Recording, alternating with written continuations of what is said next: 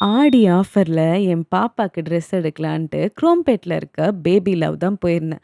எனக்கு செம பெரிய ஷாக்குங்க.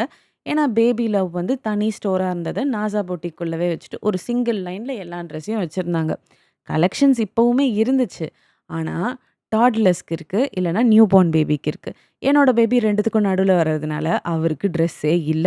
பிளேசர்ஸ் இருந்தது, பாபா சூட்ஸ் இருந்தது. அதெல்லாம் வந்து கேஷுவல் வேர்ன்னு காட்டுறாங்க. எனக்கு கொஞ்சம் என்னடா இது கேஷுவல்ஸ்ன்றாங்க. இத போட்டுட்டு நான் ஒரு 2 நிமிஷம் உட்டா அவ்வளோதான். அவன் கத்துறது தெருவுக்கே கேட்குற மாதிரி இருக்கும்.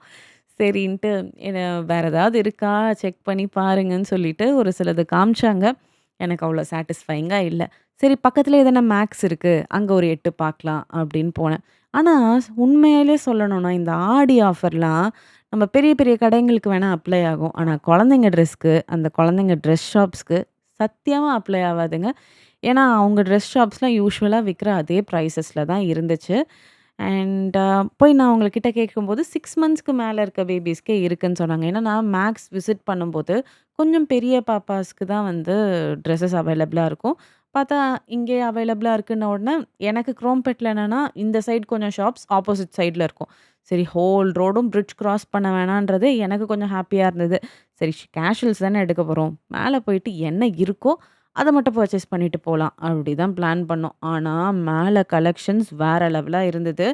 ஆனா, பிரைஸஸ் நம்பல் நெனைக்கிற மாதிரி இருக்காது தான். ஆனா, கலெக்ஷன் சூப்பரா இருந்தது. நான் பிளான் பண்ணி போனது கொஞ்சம் தான் எடுக்கணும்னு தான் பிளான் பண்ணி போனது. அதனால வந்து நான் சரி என்ன முடியுதோ எடுத்துக்கலாம் அப்படின்னு போய் பார்த்தா, ஷர்ட்ஸு, டீ ஷர்ட்ஸ் அண்ட் ஜீன்ஸ்லாம் இருக்கு இந்த குட்டிக்கு.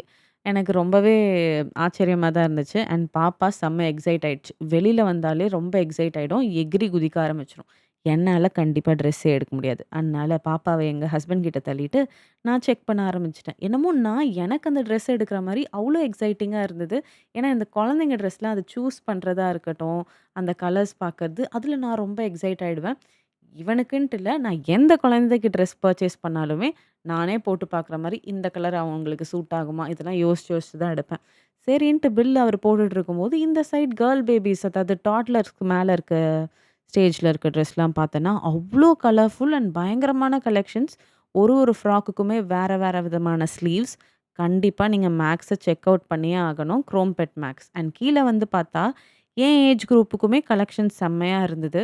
எனக்கு பர்சனலா ரொம்ப பிடிச்சது. மறக்காம செக் அவுட் பண்ணி பாருங்க. அண்ட் என்னோட வீடியோ உங்களுக்கு பிடிச்சுச்சுன்னா, மெஸ்ஸி மர்சி சேனல லைக் பண்ணுங்க, ஷேர் பண்ணுங்க, சப்ஸ்கிரைப் பண்ணுங்க.